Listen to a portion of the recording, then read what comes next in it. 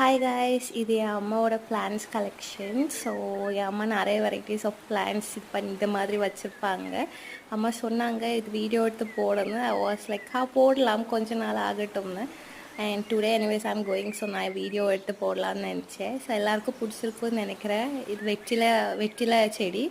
So அது இருக்குது. அதுக்கப்புறம் மயிலாஞ்சி செடி இருக்குது, மருதாணி செடி அது இருக்குது. அப்படி அம்மாவுக்கு என்னென்ன இஷ்டப்படுதோ எல்லாம் வாங்கி வச்சுருப்பாங்க. ஸோ இதெல்லாம் என்னன்னு தெரியல. தேங்க்யூ.